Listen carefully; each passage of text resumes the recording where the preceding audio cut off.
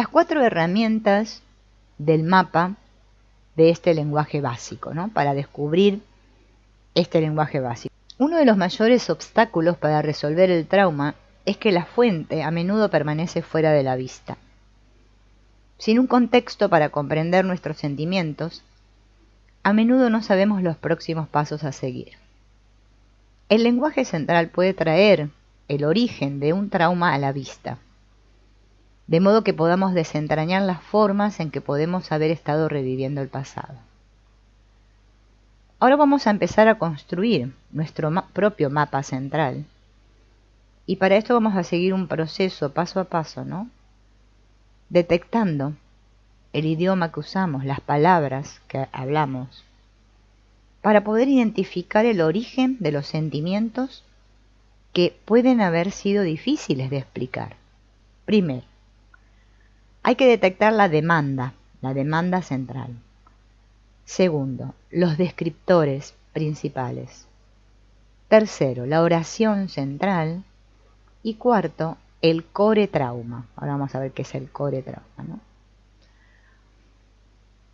Entonces lo que vamos a aprender es a escuchar las pistas en las palabras de nuestra queja central. Vieron que nosotros continuamente nos quejamos siempre de lo mismo, ¿no? Y aprender a analizar y descifrar qué nos pertenece, o sea, qué es nuestro, y qué es lo que se deriva de la historia familiar. Al hacer esto vamos a empezar a romper el trance de los traumas del pasado y aprenderemos a ubicar los sentimientos y los síntomas asociados a ellos en el contexto histórico adecuado, ¿no? Primero vamos a hablar de la demanda central, que es el primero, ¿no? Investigaciones sobre la fenomenología del yo dicen que las palabras que usamos para describir nuestras preocupaciones y luchas pueden decir más de lo que creemos. Sin embargo, poco de nosotros pensamos mirar ahí. Por eso ahora vamos a construir nuestro mapa de lenguaje central. Vamos a aprender a seguir nuestras palabras, porque esas palabras forman un rastro, ¿no? Son como pistas, ¿no? Que nos van a llevar al origen de nuestros miedos. A lo largo de este camino verbal, la queja, aquello acerca de lo cual siempre me quejo, esa queja que repito, ¿no? Es el primer punto, ¿no? Es como lo que me permite encontrar el cofre del tesoro, ¿no? Pero para eso necesitamos mirar dentro. Para escuchar la queja de nuestro lenguaje cotidiano, tenemos que buscar el hilo más profundo de la emoción en el tejido de las palabras que hablamos. Escuchamos las palabras que tienen la mayor resonancia emocional. A veces hay un miedo debilitante que nos mantiene cautivos. A veces hay una cualidad urgente de algo que se solicita. A veces hay un gran dolor. Al analizar la queja central, no solo estamos observando nuestro lenguaje hablado, sino que también estamos observando nuestro lenguaje corporal, somático o físico. También prestamos especial atención a los síntomas y comportamientos que destacamos como inusuales. Al comenzar a examinar estas palabras de su queja central, ¿no? Tenemos que confiar en las palabras implícitamente, ¿no? Pero, sin embargo, dice el autor, uno no confía en el contexto. Pero las palabras en sí mismas son generalmente ciertas para alguien, no necesariamente para nosotros. Descubrir quién es esa persona requiere echar un vistazo detrás de la cortina de nuestra historia familiar. Y ahora vamos a ver su primer ejercicio, ¿no? El primer ejercicio escrito, para poder justamente nosotros mismos investigar nuestra queja central.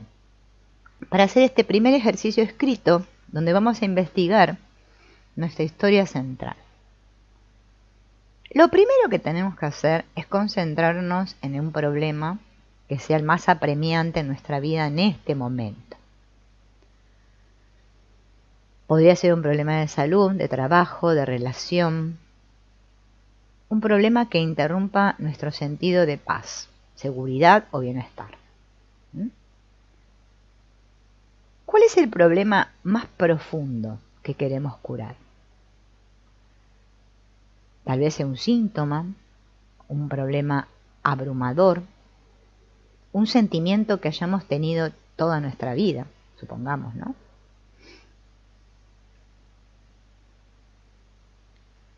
¿Qué queremos ver?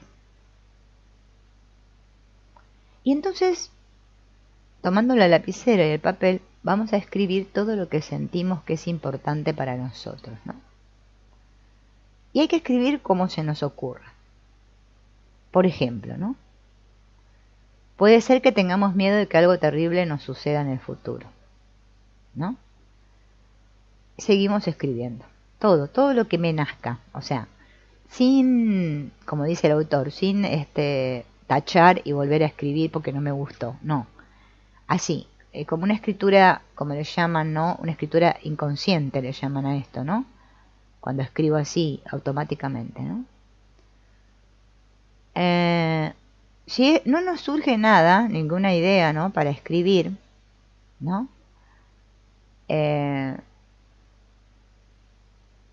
Pensemos, ¿no? En qué temeríamos que nos ocurra, ¿no?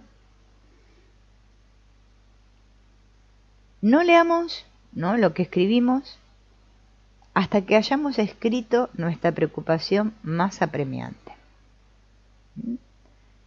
Y hay que mirar lo que hemos escrito. Mientras lo leemos, o sea, después de escribir todo, sí lo podemos leer, no nos dejemos atrapar, dice el autor, por las palabras o los sentimientos, ¿no?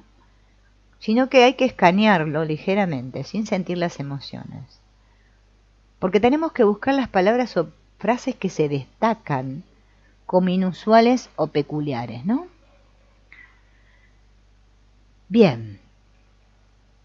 Por ejemplo, ¿qué palabras o frases siempre dices? O tal vez nunca has dicho antes de hacer este ejercicio. ¿Qué lenguaje, qué palabras parecen como saltarte hacia ti, ¿no? ¿Qué nos llama la atención de lo que hemos escrito? Después de hacer esta primera lectura, así sin prestar demasiada atención, pero sí focalizándonos en lo que sentimos, ¿no? Sin sentir las emociones, dice el autor, sino solamente como un análisis del texto, podríamos decir. Lo tengo que volver a leer, todo eso que escribí, pero ahora hay que leerlo en voz alta.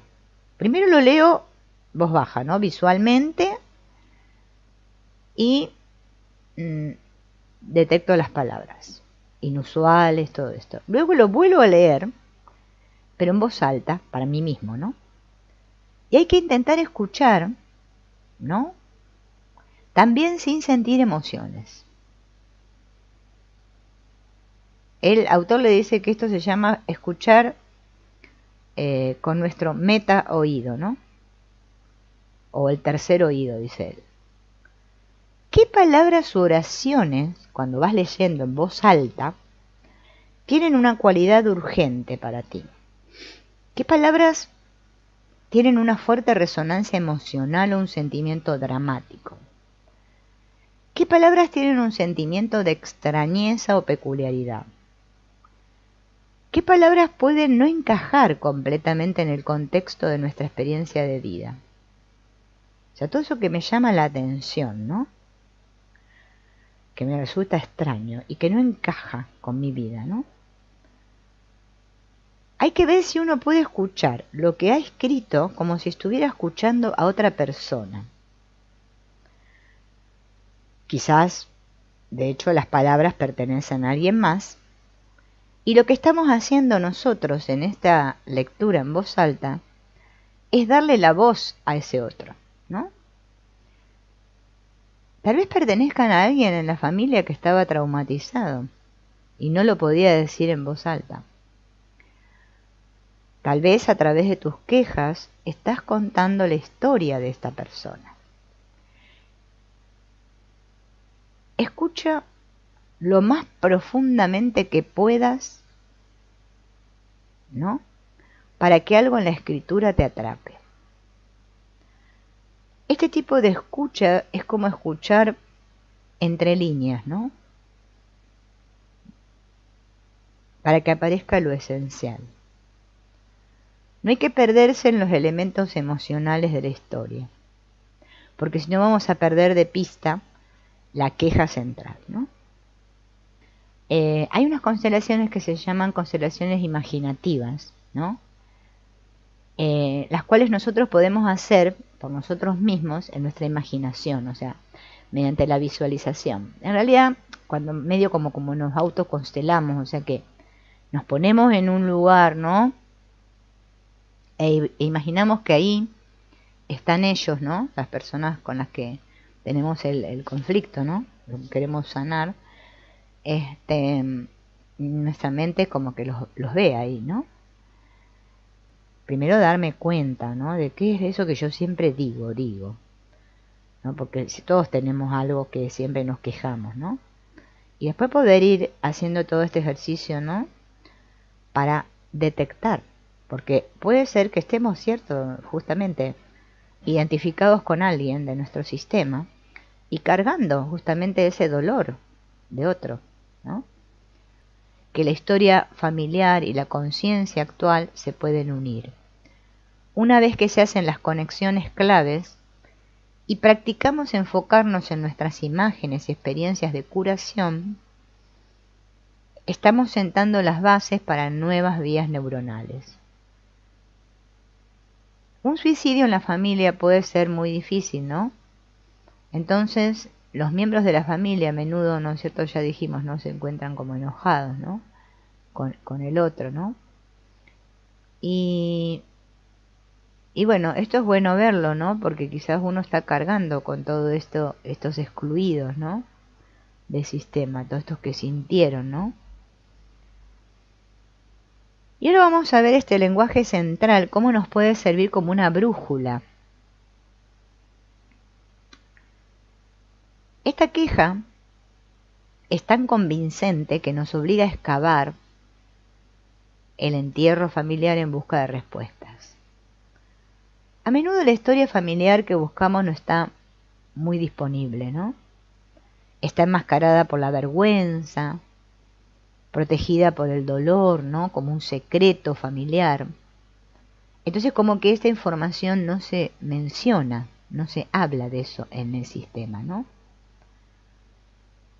Pero podemos conocer la historia dramática o traumática justamente observando nuestros propios problemas, ¿no? Haciendo un enlace con ello, ¿no? Por eso el autor dice que nuestro lenguaje central, nuestra queja central, puede guiarnos o servirnos como una brújula para ir a través de las generaciones de angustia, esta angustia familiar inexplicable, ¿no? Para poder dar descanso a ese dolor, ¿no? Hay una lista de preguntas, ¿no? Que nos pueden ayudar a descubrir nuestra queja central. Y el autor nos pide aquí en este ejercicio que tenemos que responder a cada pregunta con una mente abierta, primero que nada, dice él. ¿Cómo se llama esto? Cuando uno no buscarle la vuelta a lo que voy a escribir, sino responder así, lo que me venga primero, ¿no? No empezar a ver que quede bonito, ¿no? Bien. Esas respuestas a estas preguntas que vamos a ver ahora pueden dar luz a la conexión que hay entre nuestro problema actual y un trauma en nuestra historia familiar, ¿no? Vamos a ver las preguntas. El autor, ese vendría a ser el ejercicio 2. Hasta anteriormente vimos el ejercicio 1, ahora estamos viendo el ejercicio escrito 2. Y tiene 10 preguntas, ¿bien? Yo se las voy a leer. Ustedes si quieren vayan anotándolas mientras las escuchan o después vuelven a escuchar el video y se las vuelven a anotar, ¿no? Primero, ¿qué sucedió en tu vida? O sea, si hubo algún hecho, ¿no? Algo. Cuando apareció por primera vez tu síntoma o problema. 2. ¿Qué estaba pasando justo antes de que empezara este síntoma o problema? 3. ¿Qué edad tenías cuando apareció por primera vez el síntoma o problema? 4. ¿Te sucedió algo traumático? ¿Le sucedió algo traumático a alguien de tu familia a una edad similar? 5. ¿Qué sucedió exactamente, ¿no?, en esa situación? 6. ¿Cómo te sientes en tus peores momentos? 7. ¿Qué sucede justo antes de que te sientas de esta manera o tengas el síntoma? ¿No? ¿Qué sucede junto antes? Se refiere a si te viene un pensamiento, si hay algo que te surge, ¿no?, un sentimiento que te viene, ¿no? 8. ¿Qué es lo que hace que eso mejore o empeore? 9. ¿Qué te impide ese síntoma o problema hacer? ¿Y qué te obliga a hacer? No sé, qué me impide, no sé, concentrarme en lo que estoy haciendo y me obliga a huir, a escapar, ¿no? 10. Si el sentimiento o los síntomas nunca desaparecieran, vamos a imaginar que nunca desaparecieran, ¿no? ¿Qué te imaginas que sería lo peor que podría pasarte? ¿No? Por ejemplo, como el caso de Lorena, que era que ella imaginaba que le van a internar en un psiquiátrico, ¿no? Bien, una vez que respondí a estas 10 preguntas, lo que voy a hacer es leer lo que escribí. Primero, ¿qué voy a hacer una vez cuando voy leyendo? ¿Qué es lo que voy a tener que tener en cuenta? No voy a tener que reconocer. Primero, el lenguaje que se repite. Bien. Hay un lenguaje en lo que escribí, en lo que respondí recién, que no parece encajar en el contexto de nuestra experiencia de vida. Si es así, ¿podría este lenguaje pertenecer a alguien de tu familia? Otra cosa que tengo que detectar: las edades que se repiten. ¿Hay alguna conexión entre la edad que tenías cuando apareció por primera vez este síntoma y la edad de algún miembro de la familia que luchó con este síntoma o sufrió este síntoma? Si, por ejemplo, ¿no?, dice acá el autor, tuviste un padre que murió joven, ¿no?, podríamos desarrollar un problema o síntoma que limite nuestra vida de alguna manera cuando tengamos la misma edad que nuestro padre fallecido, ¿no? Inconscientemente puede ser difícil para nosotros ser felices o vivir plenamente más allá de la edad en la que murió este padre, ¿no? Bien. Este problema o síntoma puede ocurrir incluso cuando un hijo tiene la misma edad que tenía cuando su padre murió. Padre o madre, ¿no?, se refiere. Ahora vamos a buscar emociones, comportamientos y síntomas que se repiten. Vamos a leer de nuevo lo que escribimos, lo que respondimos, y vamos a pensar, ¿qué provocó mi problema o síntoma? ¿Qué puso en movimiento? ¿Qué activó mi problema o síntoma, no? ¿Qué estaba pasando en el fondo? Por ejemplo, alguien me abandonó, me sentí abatida, rechazada, abandonada. Ocurrió algo que nos hizo sentir que queríamos renunciar ya a todo, o sea, dejar todo, como esa sensación que uno tiene de hastío, de basta, de resignación más que nada, ¿no? Su problema o síntoma imita o recrea una cierta experiencia o situación de nuestra primera infancia.